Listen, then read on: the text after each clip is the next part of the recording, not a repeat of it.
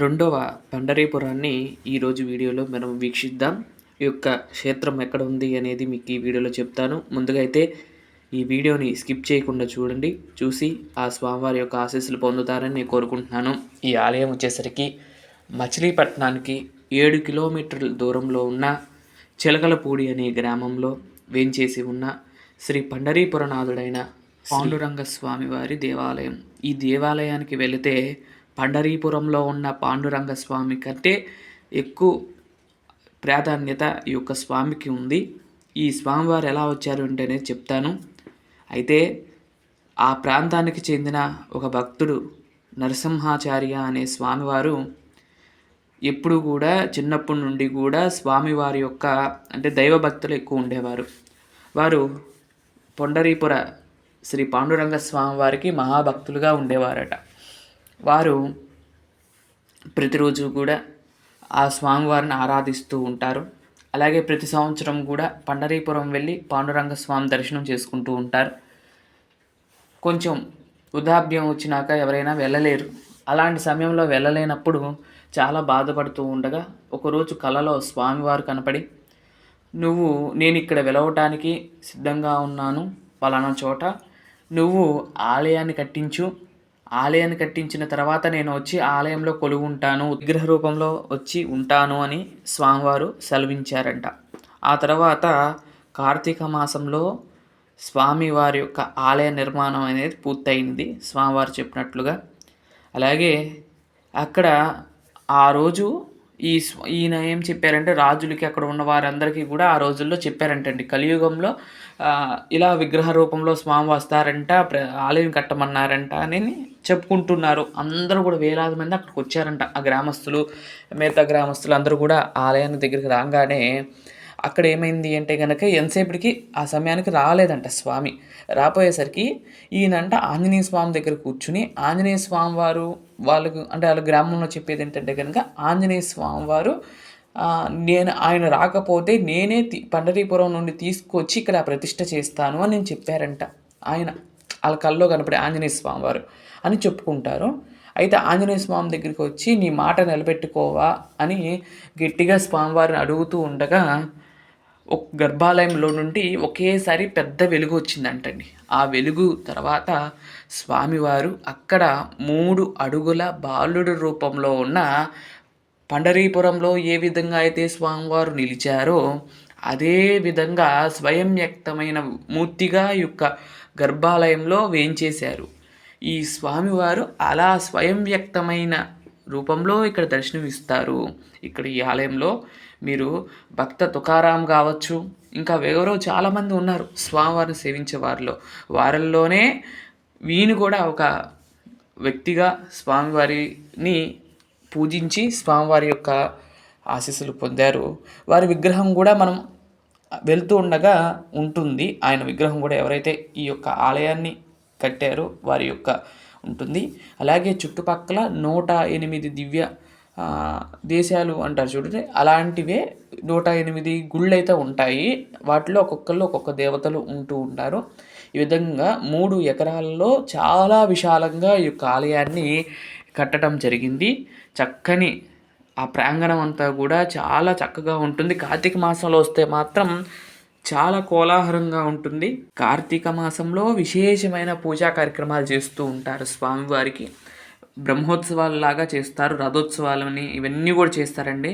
చిలకలపూడి గ్రామంలో స్వామివారు పండరీపురం నుండి వచ్చి ఇక్కడ దర్శనమిస్తూ ఉన్నారు. కృష్ణా జిల్లా వాళ్ళందరినీ కూడా, కృష్ణా గోదావరి ఈ యొక్క ఆంధ్రప్రదేశ్ ప్రాంతం వాళ్ళందరినీ కూడా అనుగ్రహించడం కోసం మహారాష్ట్రలో ఉన్న పండరీపురం నుండి స్వామి ఇక్కడికి వచ్చి వేంచేశారు. ఇక్కడ చూడండి, ఎప్పుడు కూడా గోమాతలు ఇక్కడ తిరుగుతూ ఉంటాయి. ఎక్కడైతే గోవిందుడు ఉంటాడో అక్కడ గోవులు ఎప్పుడు కూడా నిత్యం అక్కడే నివసిస్తాయి అని చెప్తారు పెద్దలు. అట్లానే మన స్వామి ఇక్కడ పండరీపురనాథుడుగా ఉన్నా కానీ వారు కృష్ణస్వరూపమే. అలాంటి కృష్ణస్వామి వారి దగ్గర గోవులు ఉండటం పెద్ద ఆశ్చర్యం కాదులే. కానీ నిజం చెప్పాలంటే ఎక్కడైతే గోవిందుడు ఉంటాడో అక్కడ కంపల్సరీ ఆ చుట్టుపక్కల ప్రాంతాల్లో గోవిందుడు ఆ గోవులు అయితే ఉంటాయి. ఎందుకంటే గోవులను కాచేవాడు ఆ స్వామి కాబట్టి వాటిని వాటిని ఒక సమైన దారిలో పెట్టేది ఆ గోవిందుడే కాబట్టి, ఆ గోవిందుడి కోసం ఎక్కడైనా అవి ఉంటూ ఉంటాయి.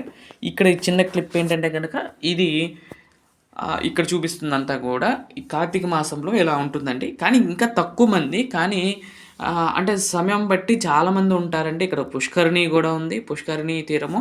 అలాగే ఇక్కడ కూడా స్నానపానాలు ఆచరిస్తూ ఉంటారు కొంతమంది. కొంతమంది అయితే అక్కడే చూస్తూ ఉంటారు. ఇట్లా చూడండి అలా ఉంటుంది.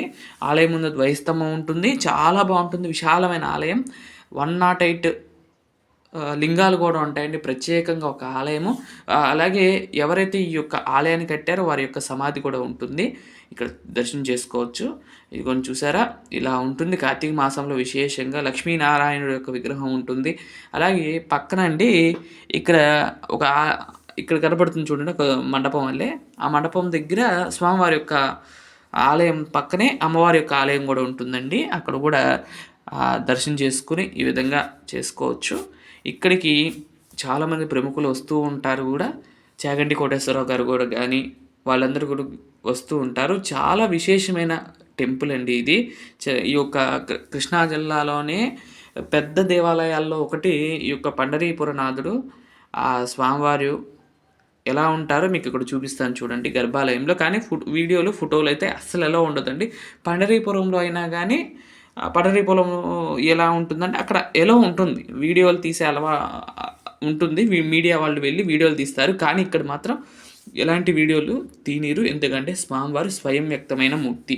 అలాగే ఈ స్వామివారికి పటికీ బెల్లం నివేదనగా పెడతారు. పండరీపురంలో కూడా స్వామివారికి పటికీ బెల్లం ఎలా అయితే పెడతారో ఇక్కడ కూడా అలానే పెడతారు. అలాగే తులసి మనం తీసుకువెళ్తే స్వామివారి యొక్క పాదాల దగ్గర పెడతారంటే చాలా బాగుంటుంది.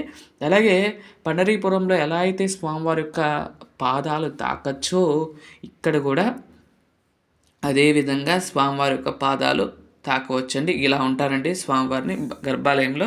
అచ్చంగా పండరీపురంలో ఎలా అయితే ఉంటారో సేమ్ అదేనండి. ఇంకా చెప్పవసరం లేదు. పండరీపురంలో స్వామివారి ఏ రూపంలో ఉండి ఏ అలంకారాల్లో ఉంటారో అదే అలంకారం అదే సేమ్గా ఉంటారు. ఈయనేనండి నరసింహాచార్యుల వారే ఈ యొక్క ఆలయాన్ని కట్టడం జరిగింది. ఇక్కడ కూడా చాలామంది ఉంటారు. చాలా వ్యాపారాలు కూడా చేసుకుంటూ ఉంటారు. ఇక్కడ 108 శివలింగాలు చూడండి. ఇవి కూడా ఆయన ఉండగా ప్రతిష్ఠ చేశారని చెప్తారు. చాలా పురాతన కాలమైన ఆలయం అండి. 1900లోనే ఈ యొక్క ఆలయాన్ని 1980లోనో ఏమో 79లోనో ఈ యొక్క ఆలయాన్ని కట్టడం జరిగిందండి. చూసారా ఇక్కడ ఎదురుగానే పండరీపురనాథుడు విగ్రహం ఉంది చూడండి. చాలా బాగుంది. చూసారా ఈ విధంగా ప్రాంగణం అయితే ఉంటుంది. ఇది అసలు ముఖమండపం అండి. దీని తర్వాత అర్ధమండపం, తర్వాత ముఖమండపం, ఆ తర్వాత గర్భాలయం అనే ఉంటాయి. చాలా బాగుంటుందండి ఈ ఆలయం కూడా. ఇక్కడ స్వామివారికి ఇక్కడ కూర్మం అయితే ఉంటుంది. పండరీపురనాథుడికి కూర్మం అయితే సేవిస్తూ ఉంటుంది కాబట్టి ఈ యొక్క ఆలయాన్ని చూడండి. చుట్టుపక్కల కూడా 108 ఆలయాలు ఉంటాయి. మీరు ఓపికండి చేస్తే కనుక అన్నీ చూడండి. పక్కనే వెంకటేశ్వర స్వామి వారి యొక్క ఆలయం కూడా ఉంటుందండి. ఈ ఆలయం ప్రాంగణం అంతా కూడా చాలా బాగుంటుంది. విశాలమైన ప్రాంగణంలో ఈ యొక్క ఆలయాన్ని కట్టడం జరిగింది. అలాగే ఇక్కడ మచిలీపట్నంలో దగ్గర ఈ యొక్క చిలకలపూడిలో ఇంకో ఫేమస్ ఏంటంటే కనుక అంటే రోల్డ్ గోల్డ్కి సంబంధించిన షాపులు అయితే ఎక్కువ ఉంటాయండి. ఈ ఊర్లో చాలా వరకు అందరూ కూడా ఈ యొక్క రోల్డ్ గోల్డ్ సామాన్లు అమ్ముతూ ఉంటారు. అంటే నగలు ఇవన్నీ కూడా అమ్ముతారు. అంటే మనుషులు వేసుకునే దేవుళ్ళకి సంబంధించినవి కానీ కిరీటాలు కానీ ఇవన్నీ కూడా అమ్ముతారు. తక్కువ రేట్లకే అమ్ముతారండి. ఇక్కడ నుండి కూడా చాలా రాష్ట్రాల నుండి ఈ దేశం అంతా కూడా ఎక్స్పోర్ట్ అవుతూ ఉంటాయి. అంత ఫేమస్ ఇక్కడ నగలు. అక్కడ కూడా చాలా బాగుంటుంది. అక్కడ నుండి కూడా మచిలీపట్నం బీచ్ అయితే దగ్గరేనండి. అక్కడ నుండి 2 కిలోమీటర్లు 3 కిలోమీటర్లు ఉంటుందండి. ఆ యొక్క బీచ్ కూడా ఇక్కడ మీరు చూస్తున్నారు. బంగినపల్లి బీచ్ అని అంటారు. కొంతమంది బందర్ బీచ్ అని కూడా అంటారు. మచిలీపట్నం బీచ్ అని కూడా అంటారు. ఇక్కడ చాలా బాగుంటుందండి. కార్తీక మాసంలో అయితే విపరీతంగా ఉంటారండి జనము. చాలా ఆహ్లాదకరంగా ఉంది. అలాగే నిన్న శుక్రవారం కాదండి. శుక్రవారం కూడా చూడండి ఎంతమంది ఉన్నారో. అంటే వారాలతో పని లేదు. ఇప్పుడైతే బీచ్లకి బాగా వెళ్తున్నారు. బీచ్లకని వాటికి వెళ్తూ ఉన్నారు చాలామంది. అలానే ఇక్కడ కూడా చూడండి చాలామంది ఉన్నారండి. వీళ్ళందరూ కూడా స్నానాల కోసం అయితే వచ్చారు. ఇక్కడ స్నానం చేసి ఆ తర్వాత పండరీపురం నాథుడినైన శ్రీ పాండురంగ స్వామి వారిని కూడా దర్శనం చేసుకుంటూ ఆ తర్వాత వారి వారి ప్రాంతాలకు వెళ్ళి నగలు కూడా షాపింగ్ చేసుకుంటూ మచిలీపట్నం మీద వారి వారి ప్రాంతాలకు వెళ్ళిపోతారు. మచిలీపట్నం వరకు ట్రైన్ సౌకర్యం, బస్సు సౌకర్యం ఉందండి. మచిలీపట్నం నుండి కూడా బస్సు సౌకర్యం ఉంది చిలకలపూడికి, లేదంటే ఆటోలు కూడా ఉంటాయి, ఎప్పుడు కూడా తిరుగుతూ ఉంటాయి కాబట్టి ఆటోల ద్వారాగా కూడా మనం ఈ చిలకలపూడి గ్రామానికి వెళ్ళి మన స్వామివారిని అయితే దర్శనం చేసుకోవచ్చు. ప్రతినిత్యం కూడా తీసే ఉంటుంది. మధ్యాహ్నం మాత్రం ఆలయము మూసివేస్తారు, కానీ ఉదయం 12 వరకు మాత్రం ఉంటుందండి. సాయంత్రం 4 గంటల నుండి 8 గంటల వరకు స్వామివారి యొక్క ఆలయం తెరిసే వేళలో ఈ సమయాల్లో కనుక మనం వెళ్తే స్వామివారిని దర్శనం చేసుకోవచ్చు. లేదు మేము 12 దాటి వెళ్ళాము ఏమన్నా చూసుకోవాలి అనుకుంటే కనుక వెళ్ళొచ్చు. కటకటాల్లో నుండి స్వామివారి దర్శనం ఉంటుంది, చూడవచ్చు. 12 దాటితే మాత్రం లోపలికి ఎలా చేయరు. 12 లోపు వెళ్తే కనుక స్వామివారి యొక్క చరణాలని ఎలా అయితే పండరీపురంలో తాకచ్చో ఇక్కడ కూడా వారి యొక్క పాదాలని స్పృశించే భాగ్యం మనకు కలుగుతుంది. చాలా అద్భుతంగా ఉంటుంది. అలాగే అక్కడికి వెళ్ళిన వాళ్ళు నేను చూసింది ఏంటంటే కనుకండి, స్వామివారికి ఛాన్స్ ఇచ్చారు, ముట్టుకోమని ఇచ్చారు అంటే కనుక స్వామివారి యొక్క పాదాలే పుట్టుకోరండి. మనం స్వామివారిని గెడ్డం పట్టుకోవటం, ఆ మొహం పట్టుకోవడం అలా చేయకండి. స్వామివారి యొక్క పాదాలను స్పృశించే భాగ్యం కలిగింది, స్వామివారి పాదాలు పట్టుకొని బయటకు వచ్చేసేయండి. అది మనం ఇలా చేస్తేనే రేపు మన ఆలయాల్లోకి కొన్ని ఆలయాల్లోకి ఎలో చేయకపోవడానికి కారణం ఇదేనండి. మనం ఏం చేస్తాము, అవన్నీ కూడా తాకుతాం. మనం ఇప్పటికే పాదాలు కొంచెం అరిగుద్దలలో ఉంటాయి. అలాగే మనం స్వామివారి ముఖం కూడా అన్నీ కూడా చేసామనుకోండి, తాకామనుకోండి, అరుగుదల తగ్గిద్ది. కాబట్టి మన పూర్వతరాలకి, మన వచ్చే తరాలకి స్వామివారిని మనం చూపించాలి. కాబట్టి ఇలాంటి పనులు చేయకండి. అలాగే శివాలయాలకు వెళ్ళినప్పుడు కూడా ఏ పాలు ప్యాకెట్లు పడితే ఆ పాలు స్వామివారి అభిషేకం కోసం ఇవ్వకండి. కొన్ని కెమికల్స్ వల్ల అరుగుదల వస్తుంది ఆలయ విగ్రహాలకి. అలాంటప్పుడు మన ఫ్యూచర్ తరాలకు ఇలా అక్కడ ఒక శివలింగం ఉండేదని చెప్పుకోవటానికే కానీ అక్కడ శివలింగం అయితే మిగలదు అనేది నేను నమ్ముతూ ఉంటాను. కాబట్టి మీరు కూడా ఎప్పుడైనా ఆలయానికి వెళ్ళినప్పుడు ఇస్తే స్వచ్ఛమైన పాలు ఇవ్వండి. లేదు అంటే కనుక ఒక 50 రూపాయలు స్వామివారి హుండీలో వేసి స్వామి అని చెప్పి నమస్కరించుకొని, స్వామి ఇవే నీకు అభిషేకానికి మనీ అని చెప్పి ఇచ్చి అలా చేయండి. అలా చేస్తే చాలా మంచిది. ఇక్కడ కార్తీక మాసంలో విశేషమైన కార్యక్రమాలు అయితే జరుగుతూ ఉంటాయి. ఆ తర్వాత అవనిగడ్డలో కూడా మొక్కలు చూడండి ఇలా ఉంటాయి. మొక్కలు కూడా చాలా చౌకగా ఉంటాయి. ఇవన్నీ చూసుకుని రావచ్చండి. మీరు ఎవరైనా వెళ్ళాలి అనుకుంటే కనుక తప్పకుండా వెళ్ళండి. మచిలీపట్నానికి అన్ని ప్రాంతాల నుండి కూడా ట్రైన్ సౌకర్యం ఉంది, బస్సు సౌకర్యాలు కూడా ఉన్నాయి. కాబట్టి మీరు వెళ్ళి ఒకసారి ఈ యొక్క పండరీపురాన్ని దర్శనం చేసుకోవాల్సిందిగా నేను కోరుకుంటున్నాను. ఇదండి ఈరోజు వీడియో. ఓం నమో వెంకటేశాయ.